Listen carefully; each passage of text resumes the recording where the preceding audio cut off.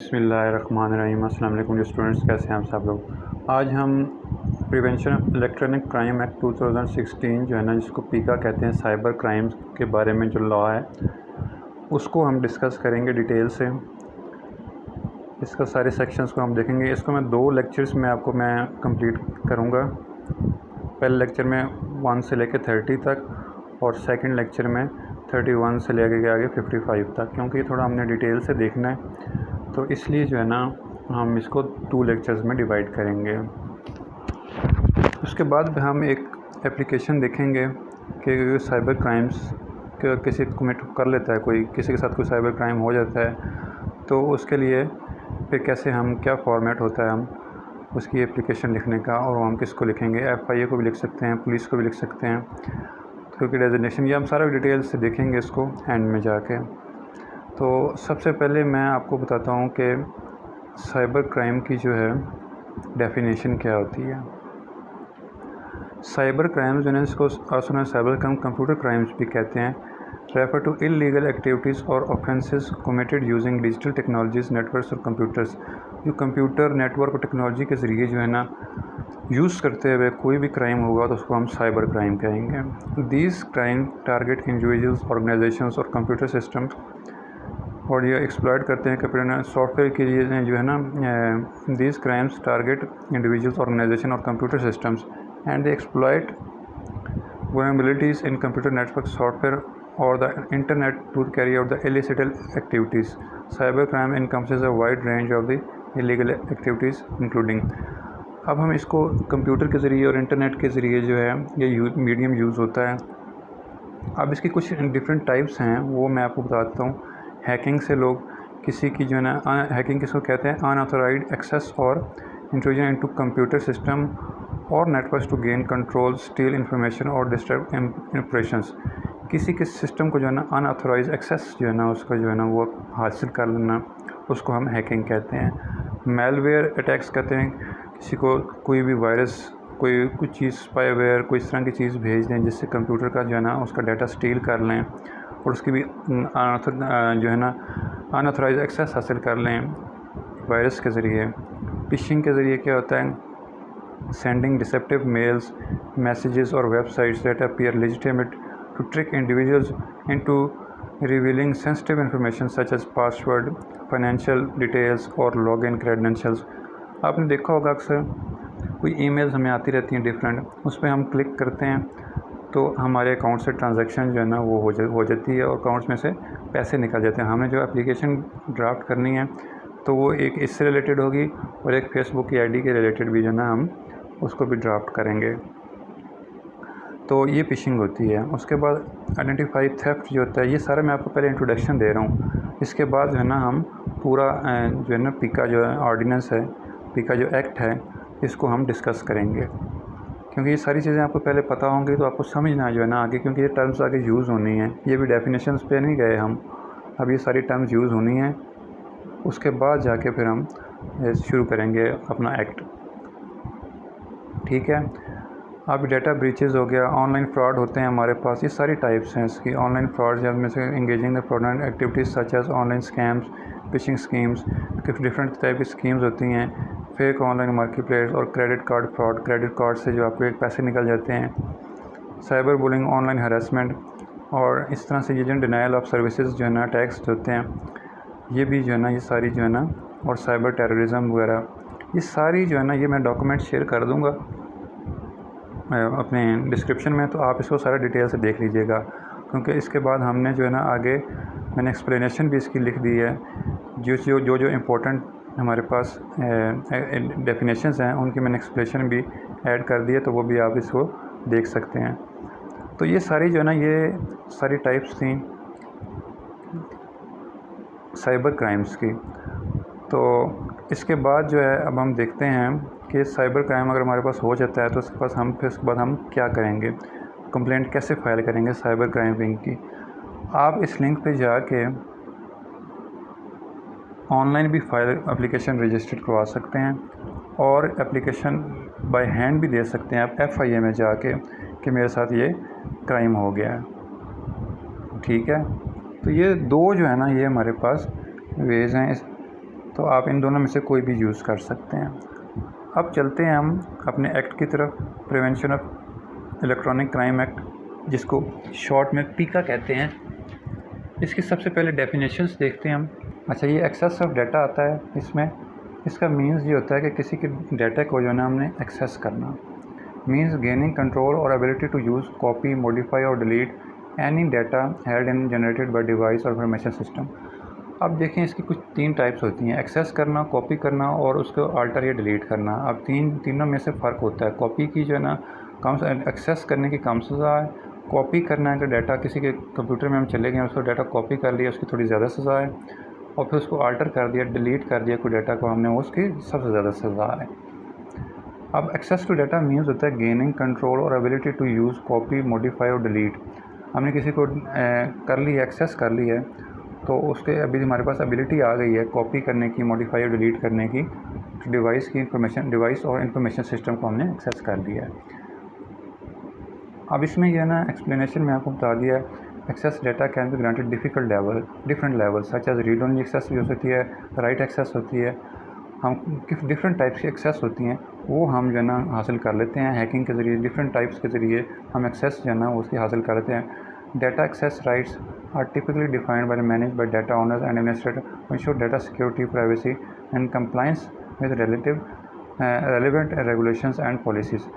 अब हमारे पास जो है ना, जब हम जो है ना हम कोई भी जो है ना, अब इसकी एक्सप्लेनेशन मैं आपको बता देता हूँ। Access to data refers to ability to permission granted individual systems to retrieve, view और इंफॉर्मेशन स्टोर डाटाबेस। कुछ लोगों के पास होती है, उनके पास ऑथोराइज्ड एक्सेस होती है, और कुछ लोगों के, जैसे कि हम नादरा के पास जाते हैं और इस तरह के कोई भी एक्साइज के ऑफिस जाते हैं, तो उन लोगों के पास ऑथोराइज एक्सेस होती है। वो जो है ना उसको डाटा रिट्रीव कर सकते हैं, मैंने जो भी है ना डाटा को व्यू कर सकते हैं, कॉपी कर सकते हैं, उनके पास ऑथोराइज एक्सेस होती है। लेकिन अगर वैसे कोई हैक करके करेगा उसको तो उसको हम कहेंगे ये अनऑथोराइज एक्सेस है, अनऑथोराइज एक्सेस टू डाटा है। ठीक है, ये इसको कहते हैं एक्सेस टू डाटा। उसके बाद आता है एक्सेस टू इंफॉर्मेशन सिस्टम। इसका मतलब ये होता है कि access to information system meaning gaining control और ability to use any part or whole of the information system whether or not through infringe the security measure. उसके बाद इसकी एक्सप्लेनेशन जो है ना, ये जो है ना किसी इंफॉर्मेशन सिस्टम के जो है ना हमने अगर एक्सेस कर लिया, इंफॉर्मेशन सिस्टम जैसे कोई प्राइवेट कंपनीज़ का इंफॉर्मेशन सिस्टम हो गया, उसको हमने एक्सेस कर लिया, तो उसको कहेंगे एक्सेस टू इंफॉर्मेशन सिस्टम। अब जो जैसे कि बड़ी बड़ी ऑर्गेनाइजेशन है, अगर सरकारी अगर कर लें तो उसको क्रिटिकल डाटा कहेंगे, एक्सेस टू क्रिटिकल डाटा।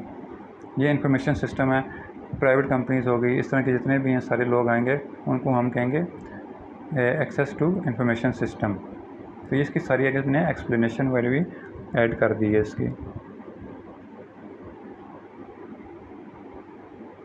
उसके बाद आता है ये authority. Authority means telecommunication, PTA जो है ना ये अथॉरिटी इसमें आएगी। और उसके बाद authorized officer means officer of the investigation. जो इन्वेस्टिगेशन ऑफिसर जो होगा ना उसको हम अथोराइज्ड ऑफिसर कहेंगे। कोड इसमें क्रिमिनल प्रोसीजर कोड आ गया। Content data means any representation of fact, information or concept for processing and information system including source code. जैसे सोर्स कोड है किसी कंप्यूटर का, कोई भी प्रोग्राम होगा तो प्रोग्रामर जो है ना उसको आराम से समझ लाएगा कि ये चीज़ है, आम बंदे को वो समझ नहीं आएगी, तो ये सारा उसको कंटेंट डाटा कहेंगे हम।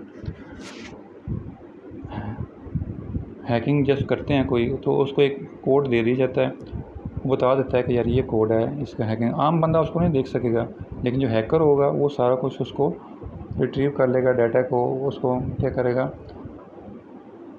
Content mean any representation of fact, information or concept for processing in an information system including source code. ये सोर्स कोड भी हो सकता है और program suitable to cause and information system to perform function.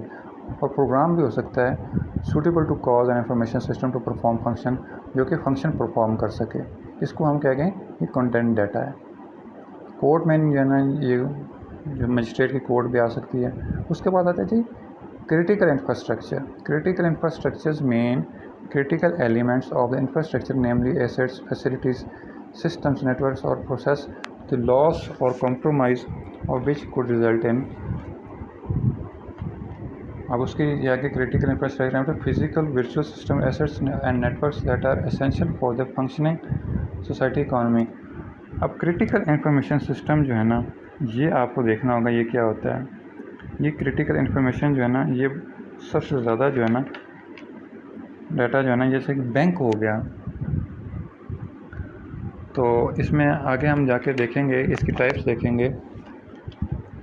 Health care sector हो गया, financial sectors हो गया, एमरजेंसी सेक्टर्स हो गया, सर्विसेज हो गई, फूड की जो आ गया एमरजेंसी, जैसे कि पुलिस फायर डिपार्टमेंट्स, कहीं पे आग लग गई है, पुलिस का जो स्ट्रक्चर है, ये सारे जो है ना, ये क्या है, ये क्रिटिकल इंफ्रास्ट्रक्चर है। अगर कोई इनको हैक कर लेता है तो इसकी सज़ा भी ज़्यादा है, क्योंकि अगर कोई इमरजेंसी सर्विसेज को हैक कर लेगा, कोई हॉस्पिटल की कोई इमरजेंसी सर्विसेज है, कोई वहाँ पे कोई ऑपरेशन हो रहा है और सारा कुछ रुक जाएगा, तो किसी की जान चली जाएगी। तो ये सारी बहुत डेंजरस चीज़ें हैं हेल्थ केयर सेक्टर के लिए। फाइनेंशियल सेक्टर को, बैंक को कोई हैक कर लेता है सिस्टम, लोगों के पैसे गायब हो जाएंगे। एमरजेंसी सर्विसेज जैसे बता दिया आपको, और गवर्नमेंट फैसिलिटीज़ में जैसे मिलिट्री इंस्टॉलेशंस जो हैं उनको कोई हैक कर लेता है। तो ये सारी चीज़ें, डिफेंस एंड नेशनल सिक्योरिटी, ये सारी चीज़ें जो हैं ये इसमें आती हैं, क्रिटिकल इंफ्रास्ट्रक्चर में आएंगी। तो इनकी जो है ना सज़ा भी फिर ज़्यादा है। अब आगे आता है जी major detrimental impact. Major detrimental impact कहते हैं on the availability of integrity delivery of essential service including those services whose integrity compromise could result in significant loss of life. जैसे कि मैंने आपको बता दिया ऊपर, किसी की ज़िंदगी चली जाती है और कैजुअलिटीज़ हो जाती हैं, इकनॉमिक और सोशल इम्पैक्ट्स पड़ते हैं, लॉस हो जाता है लोगों का, बैंक अकाउंट्स में से पैसे गायब होते हैं, इकनॉमिक लॉस हो जाता है। तो ये सारा जो है ना, इसको कहेंगे हम मेजर डिक्रीमेंटल इम्पैक्ट कहेंगे, क्योंकि बहुत ज़्यादा इम्पैक्ट पड़ा है। नेशनल सिक्योरिटी, नेशनल डिफेंस को जो है ना, उसको कोई इम्पैक्ट पड़ जाता है। तो ये सारे जो है ना क्रिटिकल इंफ्रास्ट्रक्चर में आते हैं। उसके बाद आता है क्रिटिकल इंफ्रास्ट्रक्चर इंफॉर्मेशन सिस्टम और data means an information system program or data that support the perform function with respect to critical infrastructure. ठीक है, इसका मतलब ये होता है कि इंफॉर्मेशन सिस्टम, वो information system, program or data that support or performs a function, जो परफॉर्म करता है function with respect to critical infrastructure. Critical infrastructure से रिलेटेड जो है ना, रिस्पेक्ट से जो है ना वो फंक्शन परफॉर्म करता है, उसको हम कहेंगे क्रिटिकल इंफ्रास्ट्रक्चर इंफॉर्मेशन सिस्टम और डाटा। उसके बाद आगे आता है जी data. Data include content data और ट्रैफिक डाटा, वो मैंने आपको बता दिया है। इसकी आप आगे डेफिनेशंस, इसकी एक्सप्लेनेशन देख लीजिएगा। Data damage means alteration, deletion, retention, ये सारी जो है डाटा को जो है ना डिलीट कर देना और उसको डैमेज कर देना, वो वायरस के ज़रिए से, किसी ज़रिए से, उसको डाटा डैमेज कहेंगे। अच्छा, डिसऑनेस्ट इंटेंशन कहेंगे, किसी को इंजरी पहुंचाने के लिए, रॉन्गफुल गेन, रॉन्गफुल लॉस के लिए, किसी पर्सन को कोई नुकसान पहुंचाने के लिए करें, उसको डिसऑनेस्ट इंटेंशन कहेंगे। और इसकी कैरेक्टरिस्टिक्स ये हैं कि डिसेप्शन होनी चाहिए इसमें, मैनिपुलेशन, फ्रॉडलेंस के ज़रिए हो सकता है ये डिसऑनेस्ट इंटेंशन। एक्सप्लॉइट, किसी को एक्सप्लॉइट करने के लिए, इंटेंट टू हार्म होता है, किसी को नुकसान पहुंचाने के लिए। इसको सारी की सारी क्या है, ये डिसऑनेस्ट इंटेंशन की कैरेक्टरिस्टिक्स हैं, टाइप्स कह सकते हैं आप। ठीक है, उसके बाद इंफॉर्मेशन कहते हैं includes text message, data, voice, ये सारी जो है ना ये इन्फॉर्मेशन कहलाई जाती है। Information system plays a critical role in organisation, ये ऑर्गेनाइजेशन के लिए होती हैं, जितनी बड़ी बड़ी ऑर्गेनाइजेशंस हैं, प्राइवेट कंपनीज हैं, उनके लिए जो है ना ये बहुत ही क्रिटिकल रोल जो है ना यूज़ करती हैं। Enabling efficient operation, enhancing productivity, improving decision making and supporting strategic planning. तो इनको कोई हैक कर लेता है तो वो इंफॉर्मेशन सिस्टम जो है ना, सिस्टम को जो है ना वो उसकी एक्सेस हो जाएगी उसको, तो ये भी जुर्म है। लेकिन जो क्रिटिकल इंफ्रास्ट्रक्चर है, जो गवर्नमेंट HEC की वेबसाइट हो गई, पुलिस की हो गई, इस तरह की जो वेबसाइट है वो क्रिटिकल कहलाती हैं, बैंक्स हो गए, तो उसकी ज़्यादा सज़ा है। उसके बाद इन्वेस्टिगेशन एजेंसी जो है, जो भी इसको करेगी, इन्वेस्टिगेट करेगी, उसको इन्वेस्टिगेशन एजेंसी कहेंगे। ये किसी को भी अथॉरिटी दी जा सकती है। माइनर मीन्स 18 साल से कम बच्चा जो है ना, लेस दैन 18 ईयर जो है ना, उसको हम माइनर कहेंगे। तो उसके बाद आगे आता है सर्विस प्रोवाइडर। जो भी सर्विसेज प्रोवाइड करें, जैसे इंटरनेट की सर्विसेज हैं, यूफोन है, जैज़ है, ये सारे सर्विस प्रोवाइडर्स हैं। उसके बाद आता है जी traffic data. Traffic data means होता है कि includes data relating to communication including its origin, distinctions, route, time, size, duration, type of services. तो ये सारी जो है ना ये ट्रैफिक डाटा है। अनऑथराइज एक्सेस किसी की जो है ना अनऑथराइज किसी भी इंफॉर्मेशन सिस्टम की या किसी भी बैंक की कोई भी इंफ्रास्ट्रक्चर की, क्रिटिकल इंफ्रास्ट्रक्चर की एक्सेस हासिल कर ली जाए, उसको अनऑथराइज एक्सेस। जिसको ऑथराइज है वो तो कर सकता है, लेकिन किसी को ऑथराइजेशन नहीं है तो वो अगर करेगा तो उसको अनऑथराइज एक्सेस हम कहेंगे। अनऑथराइज इंटरसेप्शन ये कहते हैं कि shell means relation to an information send data interception without an authorisation.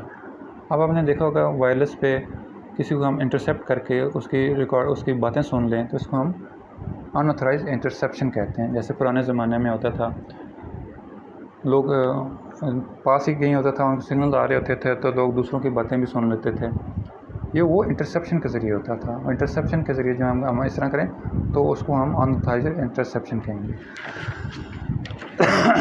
अब आगे आता है, हम ऑफेंसेस एंड पनिशमेंट की तरफ जाते हैं। सेक्शन 3 कहता है unauthorized access to information system और डाटा।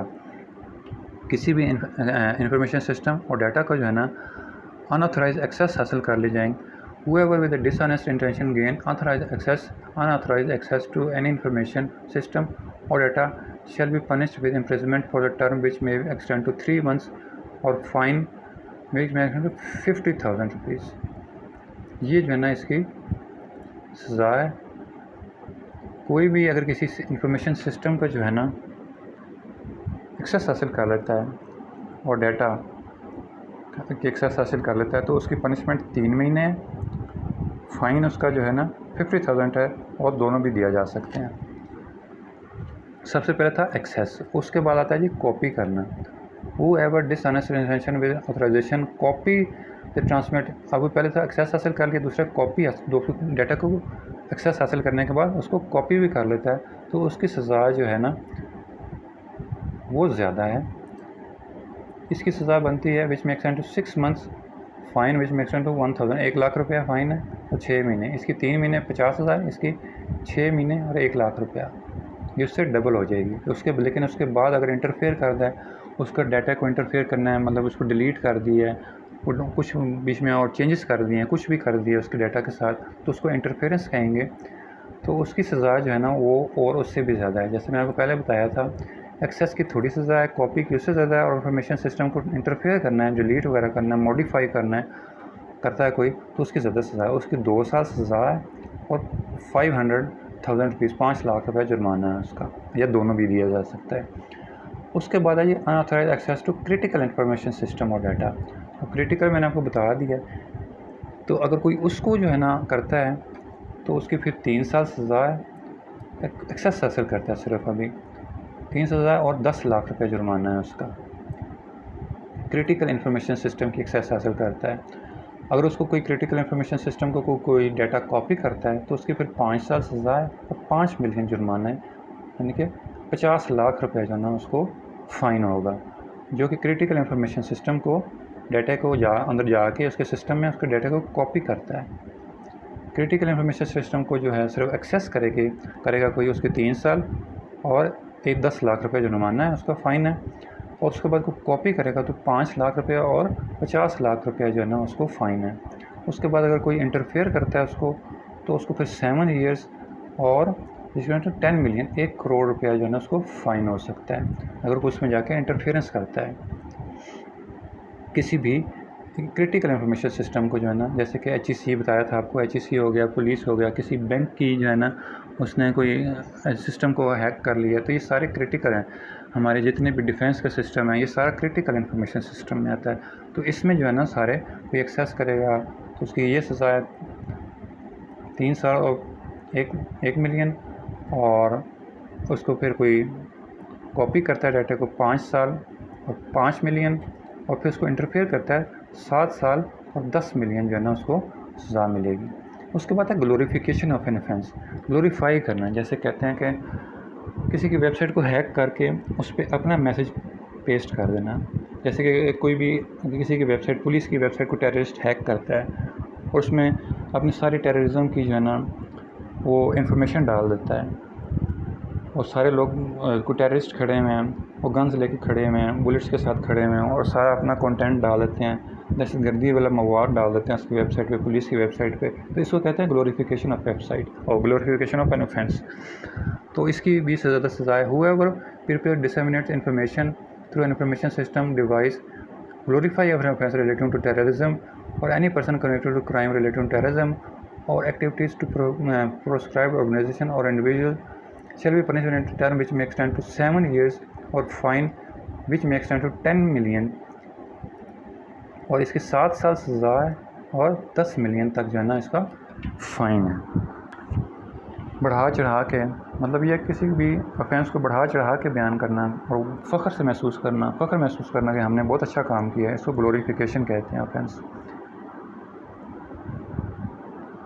देखें आगे इसका एक्सप्लेनेशन दी है। For the purpose of this section glorification include depiction of any form of praise और सेलिब्रेशन, कि जश्न मनाना, तारीफ़ करना, इसको जो है ना ये हम ग्लोरीफाई करना कहते हैं। ठीक है, उसके बाद आता है साइबर टेररिज्म।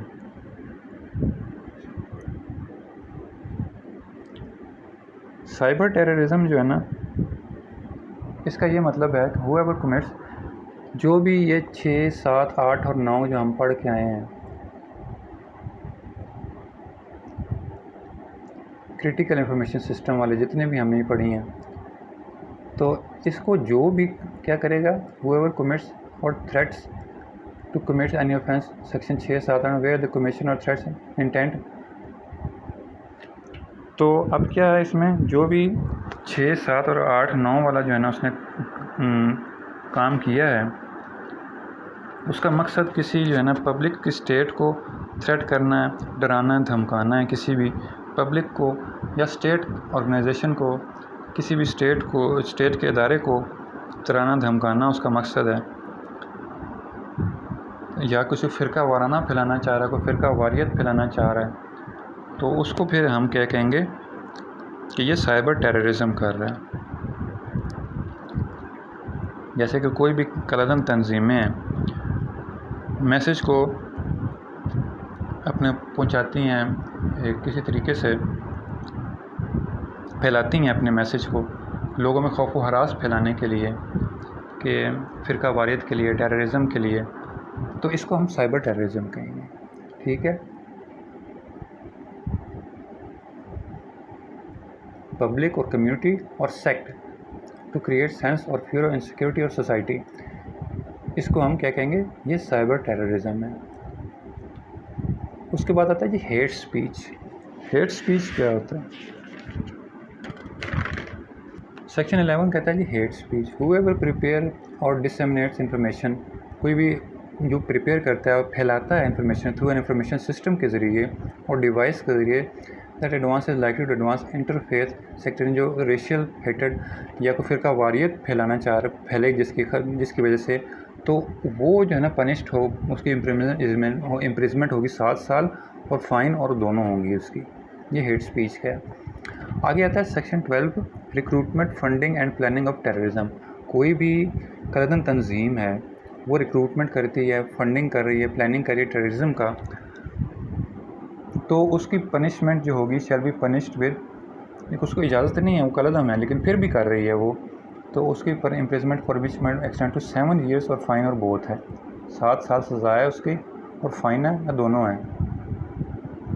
जिसको इजाज़त नहीं है फ़ंड लेने की और रिक्रूट करने की पीपल करनी है, इजाज़त नहीं है फॉर टेररिज्म प्लान्स और सारा कुछ ही कर रही है, तो उसको 7 साल के लिए सज़ा है और दोनों हो सकता है, फ़ाइन भी हो सकता है और दोनों हो सकता है। उसके बाद आता है जी इलेक्ट्रॉनिक फोर्जरी। इलेक्ट्रॉनिक फोर्जरी और इलेक्ट्रॉनिक फ्रॉड, ये दोनों अलग अलग चीज़ें हैं। इलेक्ट्रॉनिक फोर्जरी ये होता है कि जैसे कि हमारा भी जितने भी अब नए सिस्टम हमारे जो है ना आए हुए हैं, ये एक्साइज़ के ऑफिस आ गया, सारा ऑनलाइन है, नादरा सारा ऑनलाइन है, और हमारा प्रॉपर्टी का सारा मैटर, सारा जितना भी है सारा सिस्टम जो है ना ये ऑनलाइन है। अब कोई भी उसमें जाके कोई अपनी इन्फॉर्मेशन डाल देता है, किसी चीज़ को, अपनी प्रॉपर्टी को, अपनी गाड़ी को या नादरा में किसी का कार्ड को सारा कुछ चेंज करके अपना बीच में शो कर देता है, तो इसको हम कहेंगे इलेक्ट्रॉनिक फोर्जरी। और इलेक्ट्रॉनिक फ्रॉड क्या होता है? जो हमारे साथ फ्रॉड होते रहते हैं इलेक्ट्रॉनिक। जैज़ कैश पे हम जाते हैं दुकान पे, हम उनको पैसे देते हैं इजी पैसा पे, तो वो हमारी इन्फॉर्मेशन सेव कर लेते हैं, तो वो आगे जैसे सेल करेंगे तो इसको हम इलेक्ट्रॉनिक फ्रॉड कहेंगे। जितने भी आते हैं हमारे क्या कहते हैं, और जितने मैसेजेस आते हैं हमें कि जीतो पाकिस्तान वाले, बेनज़ीर इनकम सपोर्ट प्रोग्राम वाले, ये सारे इलेक्ट्रॉनिक फ्रॉड में आते हैं, ये इलेक्ट्रॉनिक फोर्जरी में नहीं आते। इलेक्ट्रॉनिक फोर्जरी में आपको बताया जितना भी डाटा आप चेंज करेंगे उनके इंफॉर्मेशन सिस्टम में जाके, क्रिटिकल इंफॉर्मेशन सिस्टम में जाके, तो उसको हम इलेक्ट्रॉनिक फोर्जरी कहेंगे। अगर कोई इसके ज़रिए फ्रॉड करता है आपको कि जीतो पाकिस्तान हो गया या कोई बेनज़ीर इनकम सपोर्ट प्रोग्राम के लिए कहते हैं कि आप हमें इतने पैसे दें, हम आपको फिर अकाउंट में ट्रांसफ़र करेंगे। और जैसे कि मेरा एक दोस्त था, उस मुझे कह रहा था कि मेरे पास एक कॉल आई थी कि आपका 50 लाख का इनाम निकला है, आप हमें 5 लाख रुपया दे दें तो हम आपके अकाउंट में 50 लाख ट्रांसफ़र कर देंगे। तो इस तरह के जितने भी जो है ना वो फ्रॉड होते हैं, ये सारे इलेक्ट्रॉनिक फ्रॉड कहते हैं इसको। उसके बाद आता है मेकिंग, ऑब्टेनिंग और supplying devices to user offence. तो अब कोई भी अगर इसके लिए सप्लाई कर रहा है, डिवाइस कर रहा है, इसके लिए कोई डिवाइस यूज़ होती है, कोई मशीनरी यूज़ होती है, तो उसको वो भी एक ऑफेंस है, जो में कहते हैं सहूलतकार जिसको कह सकते हैं हम। मेकिंग, ऑब्टेनिंग और supplying device for use and offence, कि ऑफेंस के लिए जी कोई सहूलतकारी करना जो है ना, सप्लाइंग डिफेंस करना, वो भी क्या है, जुर्म है, ऑफेंस है। इलेक्ट्रॉनिक फ़्रॉड की जो है ना वो सज़ा 2 साल और 10 मिलियन इसकी सज़ा है इलेक्ट्रॉनिक फ्रॉड की। और इलेक्ट्रॉनिक फोर्जरी की जो है ना वो 7 ईयर्स और 5 मिलियन जो है ना इसकी पनिशमेंट है, ठीक है। और उसके बाद कोई हम सहूलतकारी कर रहे हैं, इसकी 6 मंथ्स और 50,000 रुपीज़ जो है ना इसकी सज़ा है। हम किसी को सहूलत दे रहे हैं कि वो ये मशीनरी ले ले, इसके ज़रिए जो है ना वो सारे काम करें। Unauthorised use of identity information, whoever obtains, sells, possesses, transmits, uses another person's identity information without authorization shall be punished। अब ये मैं आपको पहले बता रहा था कि जैसे कि अब हम जैज़ कैश में जाते हैं, इजी पैसा में जाते हैं, तो हम इंफॉर्मेशन देते हैं, डालते हैं अपनी थंब इम्प्रेशंस के ज़रिए, तो उसके पास सारी इन्फॉर्मेशन चली जाती है, वो देख लेता है कि उसी तरह से वो सेल कर देता है आगे से इन्फॉर्मेशन को। तो ये एक फ़्रॉड है। अब इसकी सज़ा जो है ना, इसकी भी सज़ा है आगे 5 मिलियन है, 3 ईयर्स और 5 मिलियन सज़ा है, 5 मिलियन रुपीज़ इसकी पनिशमेंट है। Whoever obtains, sells, possesses, transmits or another person identity information without authorization shall be punished। ठीक है, तो ये जो है ना unauthorised use of identity information, identity card की इन्फॉर्मेशन कोई भी अगर ले लेता है, इसके अलावा भी अगर कोई ले लेता है आपसे, उसको फिर आगे सेल कर देता है। जैसे कि मिसाल मैं देता हूँ आपको, फ़ोटो कॉपी कराने जाते हैं, बोर्डिंग पास के ज़रिए जब हम फेंक देते हैं, कोई इस तरह से उसमें जो QR कोड लगा होता है वो स्कैन करके जो लोग आगे बेचते हैं, तो इस तरह से जो है ना ये सारे लोग इन्फॉर्मेशन देते हैं जाके कॉल सेंटर्स को। कॉल सेंटर्स फिर जो है ना वो आपको मार्केटिंग मैसेजेस, इसलिए हम आप सोचते रहते होंगे ये मार्केटिंग मैसेजेस कैसे आते हैं। ये मार्केटिंग मैसेजेस उनके पास, कंपनीज के पास नंबर कहाँ से जाते हैं? वो नंबर इसी तरह जाते हैं, इन्फॉर्मेशन सेल होती है हमारी, फिर इन्फॉर्मेशन सेल करके वो फिर कॉल सेंटर्स को देते हैं। कॉल सेंटर्स वाले फिर उन नंबर से जो है ना हमारे जो है ना हमारे नंबर्स पे मार्केटिंग के मैसेजेस जो सेंड करते हैं, जो हमारे रोज़ कोई ना कोई मैसेज आया होता है। तो ये आइडेंटिटी कार्ड की जब हम फ़ोटो कॉपी कराते हैं तो उसको भी जो है ना क्या कहते हैं, वो एक कॉपी नीचे फेंक देता है, तो वो आगे इस तरह से डिफरेंट कॉपीज़ फेंक देता है। वो कहते हैं ये ख़राब कॉपी आई है, तो उसको फेंक देता है। आप जब भी करें इसके बचने का तरीका यही है, अगर कोई नीचे फेंकता है कॉपी को तो आप उसको फाड़ के फेंक दें। आप उससे लें, उसको कहें भाई ये तो फटी हुई कॉपी है ना, तो ये इसको मेरे सामने फाड़ दो, पीस कर दें उसके, और फिर उसको आप अगली कॉपी के पैसे दें। और इसी तरह से दूसरी भी जो है ना, और जितने भी तरीके हैं ना बचने के, यही है कि जब आप ID कार्ड कॉपी करवाएं, किसी जगह पे दें या बैंक पे देना, फिर ऊपर लिख दें बैंक यूज़ ओनली, जो यहाँ भी दें उसको यूज़ ओनली उस डिपार्टमेंट का नाम लिख के और लिख के दे दें, वरना फिर आप 2 लाइंस क्रॉस करके उसको दे दें ताकि वो आगे कहीं यूज़ ना हो सके। तो ये डिफरेंट तरीके हैं जो आईडी कार्ड यूज़ होते हैं, हमारे मिस यूज़ होते हैं। तो आगे इसके बाद आता है 17 सेक्शन, कहता है unauthorised issuance of SIM card. अब हमारे पास जो है बायोमेट्रिक के ज़रिए सिम जो है ना हम रजिस्टर कराते हैं। तो अगर कोई बायोमेट्रिक के ज़रिए नहीं अगर सिम रजिस्टर करवाने के बगैर ही कोई सिम इशू कर देता है तो वो भी फ्रॉड है, वो भी जुर्म है, ऑफेंस है। इसकी टर्म जो है ना 3 ईयर्स और इसकी 500,000 रुपीज़ जो है ना इसकी पनिशमेंट है, फ़ाइन है, कोई अनऑथराइज्ड जो है ना इशुएंस ऑफ सिम कार्ड होती है। अनऑथराइज्ड इंटरसेप्शन मैंने आपको बता दिया था, whoever with dishonest intention commits unauthorised interception by technical means, तो उसकी जो अनऑथराइज्ड इंटरसेप्शन करता है तो उसकी 2 साल सज़ा है और 500,000 रुपीज़ जो है ना उसकी पनिशमेंट है। अब आगे आता है सेक्शन 20 है offences against dignity of natural person. Natural person का आपको पता ही है, जो हम सारे जो है ना ये नेचुरल पर्सन हैं। कंपनीज़ वो उसको आर्टिफिशियल पर्सन कहते हैं, हम सारे जो है ना ये नेचुरल पर्सन में आते हैं। Whoever intentionally or and publicly exhibits or displays or transmits any information through an information system which he knows be false and intimidates or harms the reputation or privacy of the natural person, किसी natural person की reputation को ख़राब करता है किसी information system के जरिए, shall be punished with imprisonment which may be turn to 3 years or fine which may 1 million, 3 साल और 10 लाख रुपये यानी उसकी सज़ा है। अगर कोई किसी की रेपुटेशन और प्राइवेसी को जो नेचुरल पर्सन की जो है ना वो उसको पता भी है वो इंफॉर्मेशन की ख़राब है फिर भी फैलाता है कि इसकी रेपुटेशन ख़राब होगी, तो ये डिग्निटी की नेचुरल पर्सन के ख़िलाफ़ है, तो इसकी सज़ा 3 साल और 1 मिलियन 10 लाख रुपए इसकी फ़ाइन है।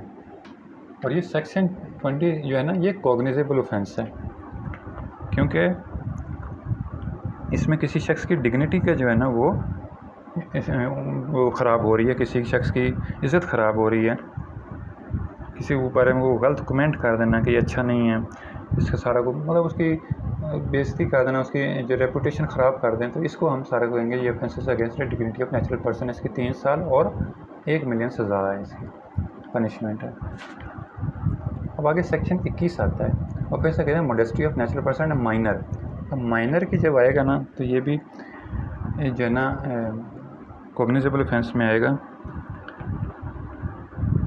अब ये होता है कि हो intentionally पब्लिशली exhibits or displace transmit an information which super imposes photograph. अब जैसे फ़ोटोशॉप में हम देखते हैं किसी का मुँह किसी पे लगा के उसको ब्लैकमेल करते हैं, तो ये against the modesty of natural person है। और इंक्लूड द फोटोग्राफ और video natural person is sexually explicit conduct, जिसके ज़रिए जो है ना ये सारी हम सेक्सुअली पिक्चर बनाते हैं, कोई वीडियो बनाते हैं, तो वो हो सकता है। मतलब इस तरह से जो भी जुर्म किया जाएगा नेचुरल पर्सन के अगेंस्ट, जो सेक्सुअली एक्सप्लिसिट करेगा उसको, तो उसको फिर जो है ये कहेंगे हम offences against the modesty of natural person है। तो अगर ये माइनर के ख़िलाफ़ हो तो ये ज़्यादा जुर्म है। अगर ये माइनर के देखें, इसमें बताया गया कल्टिवेट्स एंटाइसेस और induce natural person to engage in sexually explicit act through an information system to harm natural person और इज रेपुटेशन, उसके इंफॉर्मेशन सिस्टम के ज़रिए उसकी हार्म करता है नेचुरल और रेपुटेशन को, टू टेक रिवेंज को बदला लेने के लिए कहता है, टू टेक हैटर टू ब्लैकमेल करने के लिए, shall be punish with imprisonment which may turn to 5 years और 5 मिलियन रुपीज़, 50 लाख रुपये और 5 साल जो है उसकी सज़ा होगी। और अगर ये माइनर के ख़िलाफ़ है, शैल बी पनिश विच में एक्सटेंड टू 7 ईयर्स और 5 मिलियन, 50 लाख और 7 साल। ऊपर इसकी 5 साल थी, यहाँ पे 7 साल है, लेकिन फ़ाइन जो है ना वो दोनों का 5 मिलियन ही है, क्योंकि अब चाइल्ड की जो है ना वो ज़्यादा ज़िंदगी का पूरा सवाल होता है कि बच्चा है वो, उसने आगे जाके बड़ा होना है, और इसकी उसकी ज़्यादा सज़ा रखी गई है। फिर आगे आता है child pornography. whoever intentionally produces, offers or makes available, distributes or transmits through an information system or procures for himself or for another person or without lawful justification possesses material and information system that visually depicts a minor engaged in sexually explicit conduct, discloses the identity of the minor, उसकी minor की identity जो है ना वो disclose कर दी है। तो इसके ज़रिए जो है ना ये माइनर के बारे में जो है ना सेक्सुअली करेगा, सेक्सुअली एक्सप्लिसिट कंडक्ट जो होगा तो उसके भी है ना ज़्यादा सज़ा है उसके लिए। इसकी सज़ा है 5 मिलियन रुपीज़ और बोथ एक्सटेंड टू 7 years, 7 साल सज़ा है और 5 मिलियन जो है इसका फ़ाइन है। कोई जो है अगर कोई इंटेंशनली जो है ना प्रोड्यूस करता है, मेक करता है, अवेलेबल डिस्ट्रीब्यूट करता है इंफॉर्मेशन को और procure himself another person lawful justification possesses material information system visually depicts, जो भी चाइल्ड की किसी की बच्चे की को पोर्नोग्राफी बनाता है और उसको फिर जो आगे डिस्ट्रीब्यूट करता है और सेल करता है, उसको ऑफर्स करता है लोगों को, तो इसको चाइल्ड पोर्नोग्राफी कहते हैं। तो इसको सारे जो है ना वो जैसे कि हमने काफ़ी अर्सा पहले सुना होगा कि बच्चों के साथ जो है ना इस तरह से ज़्यादती होती है, तो फिर उनकी जो है ना वीडियोस बना के तो फिर आगे वो डार्क वेब पे जो है ना डीप वेब पे तो वो उसको सेल कर देते हैं। उनके सारी जो है ना उनको जिस्म को, उनके डिफरेंट जिस्मों को, उनके जिस्मों को जो है ना तशद्दुद किया जाता है और ये सारी जो है ना डार्क वेब पे जो है ना सारी वीडियोस ये सेल होती हैं। तो ये सेक्शन जो है ना ये चाइल्ड पोर्नोग्राफी के बारे में ये बता रहा था। इसकी 7 साल 5 मिलियन और 7 साल सज़ा है और 5 मिलियन जो है ना इसका फ़ाइन है। अब आ कहते हैं मैलिशियस कोड। मैलिशियस कोड कहते हैं जो भी जो है ना जब हम भेजते हैं, वायरस भेजते हैं, ये सारा जितना भी वायरस है ना ये सारा जो है ना इसको मैलिशियस कोड कहते हैं, जिसके ज़रिए किसी का डेटा जो है ना वो ख़राब हो जाता है।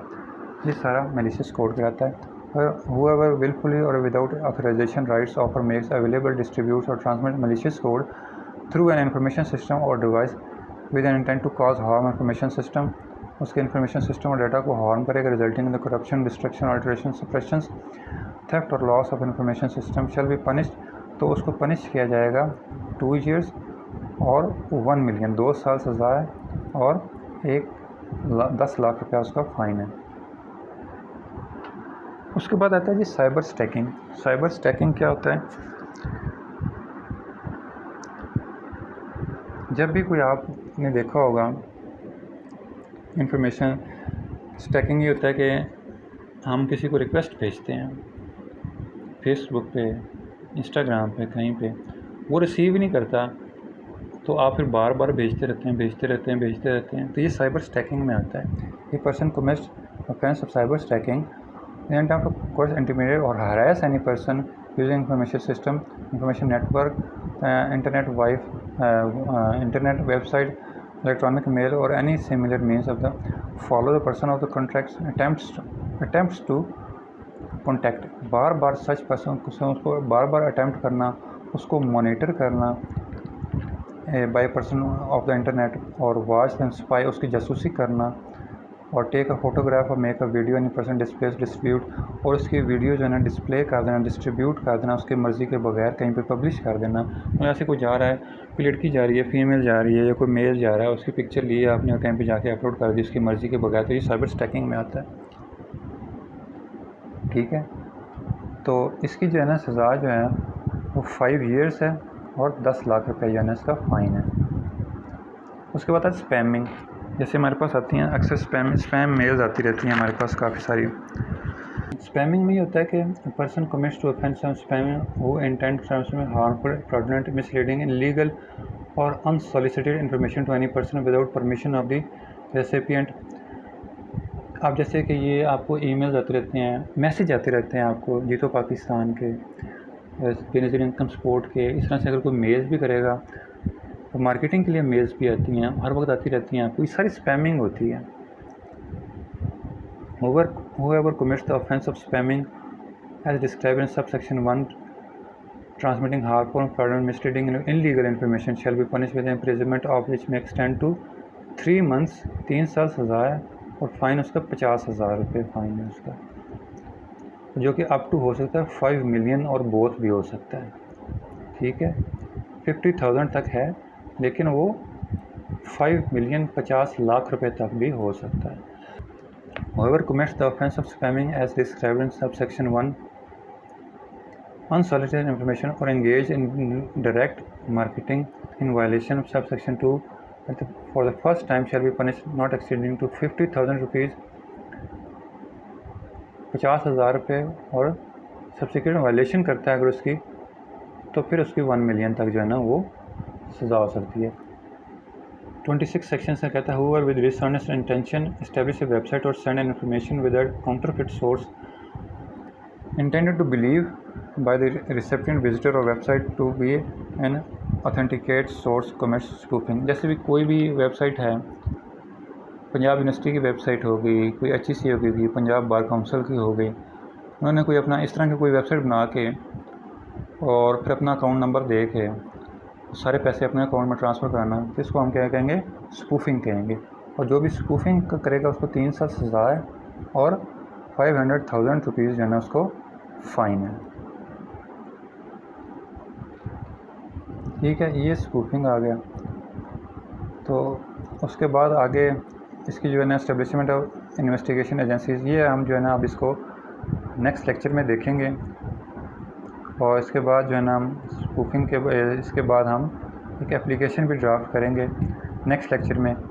तो उम्मीद है आपको आज लोगों को ये समझ आ गया होगा कि साइबर क्राइम क्या होता है, इसमें हैकिंग होता है, शामिल होती है, मैलवेयर अटैक्स होते हैं, फिशिंग होती है, और जितने भी ऑनलाइन फ्रॉड होते हैं, ये सारे जितने भी हैं, ऑनलाइन हैरेसमेंट होती है, साइबर टेररिज्म, ये सारी जो है ना ये साइबर क्राइम्स में आते हैं। और इसमें हम कंप्लेन भी फाइल कर सकते हैं और बाय हैंड भी जाके एप्लीकेशन दे सकते हैं। जब FIA जो है कुछ नहीं आगे हमारे कुछ करेगा तो फिर हम जाके हाई कोर्ट में पिटीशन फाइल करेंगे। ठीक है, ये सारी फिर हमने डेफिनेशंस देखी हैं, ये डिफरेंट डेफिनेशंस थी। उसके बाद फिर हमने देखा है कि एक्सेस करेगा तो उसकी लेस सज़ा है, कॉपी करेगा तो उससे ज़्यादा सज़ा है, और इंटरफेयर करेगा तो ये इंफॉर्मेशन सिस्टम के बारे में था तो उससे ज़्यादा सज़ा है। उसके बाद क्रिटिकल इंफॉर्मेशन सिस्टम आ गया, इंफ्रास्ट्रक्चर इंफॉर्मेशन सिस्टम, तो उसकी कॉपी की और एक्सेस की कॉपी की और इंटरफेयर की है ना फिर उससे ज़्यादा सज़ा है। ग्लोरिफिकेशन ऑफ ऑफेंस, बढ़ा चढ़ा के अपने ऑफेंस को बयान करना, उसकी और ज़्यादा सज़ा है, उसकी 7 ईयर्स है और 10 मिलियन तक जो है ना उसका जो है ना जुर्माना है। साइबर टेररिज्म हमने देखा कि कोई भी 6, 7, 8, 9 जो है ना इसके ज़रिए कोई फ़िरका वाहियत फैलाना चाहता है, कोई लोगों में जो है बेचैनी इस तरह से कोई भी करना चाहता है पब्लिक में, जिसमें या गवर्नमेंट में जो है ना कोई भी बेचैनी कोई इस तरह से अफरा तफरी फैलाना चाहता है तो उसको हम साइबर टेररिज्म कहेंगे। हेट स्पीच हमने देखा, कोई जो है नफरत होंगे, सेक्रेटेरियन फिर रैशनल हेटेड फैलाना चाहता है, कोई फ़िरका वाहियत नस्ली जो कोई है इस तरह के मवाद पहनता है, डिसमिनेट करता है तो उसको हम हेट स्पीच कहते हैं। इस तरह से अगर कोई रिक्रूटमेंट करता है, कोई कदम तंजीम जो है ना पाबंदी है उस पर, फंडिंग की, प्लानिंग की, टेररिज्म पे, तो वो रिक्रूटमेंट करता है तो उसकी फिर सज़ा है ये। इलेक्ट्रॉनिक फोर्जरी मैंने आपको बता दिया था, जितने भी इंफॉर्मेशन सिस्टम है उसको एक्सेस करके उसमें इंफॉर्मेशन को डिलीट करना है, वो चेंज कर देना है, उसको इलेक्ट्रॉनिक फोर्जरी कहेंगे। इलेक्ट्रॉनिक फ्रॉड जो है ना हमें जो मैसेज आते रहते हैं उसको इलेक्ट्रॉनिक फ्रॉड कहेंगे। सहूलतकारी करना उसको भी जो है ना जो है वो ऑफेंस है। तो इस तरह से जो है ना आगे फिर हमने देखा कि आइडेंटिफाई इंफॉर्मेशन जो है ना कोई किसी की इंफॉर्मेशन को सेल करता है वो भी, और किसी के जो है ना बायोमेट्रिक के ज़रिए कोई ID कार्ड किसी को यूज़ कर देता है वो भी जो है सज़ा है, उसकी भी अनऑथराइज्ड इंटरसेप्शन की सज़ा है। तो ये सारे जो है ना आगे हमने फिर चाइल्ड पोर्नोग्राफी देखी, मलिशियस कोड जो है ना वो कोई भी वायरस भेज देता है, मलिशियस कोड होता है उसको, उसकी सज़ा देखी हमने। फिर साइबर स्टैकिंग देखी हमने, और उसके बाद स्पैमिंग देखी। स्पैमिंग ये होता है कि जो भी हमें मिसलीडिंग फ्रॉडलेंट जो है ना हार्मफुल फ्रॉडलेंट मिसलीडिंग और illegal sort information to any person without permission of the recipient, तो उसको जो है ना ये इन्फॉर्मेशन को सेंड करता है who causes information to show any information wrongful gain हासिल करने के लिए, तो उसको हम क्या कहेंगे, ये स्पैमिंग है। तो इसकी 3 मंथ सज़ा है और 5 मिलियन तक जो है इसका फ़ाइन है। और स्पूफिंग में हमने फिर देखा कि कोई भी जो है अब इस तरह की कोई वेबसाइट बना देता है क्रिटिकल इंफॉर्मेशन सिस्टम जैसी, और फिर वो उसके ज़रिए पैसे लेता है लोगों से, तो इसको हम स्पूफिंग कहते हैं। तो अब इंशाल्लाह नेक्स्ट लेक्चर में जो है हम 29 से जो है ना investigation agency and procedure and investigation power for investigation, इसको हम डिस्कस करेंगे। तो उम्मीद है आप लोगों को समझ आ गया। तो मिलते हैं इंशाल्लाह नेक्स्ट लेक्चर में, तब तक के लिए अल्लाह हाफ़िज़।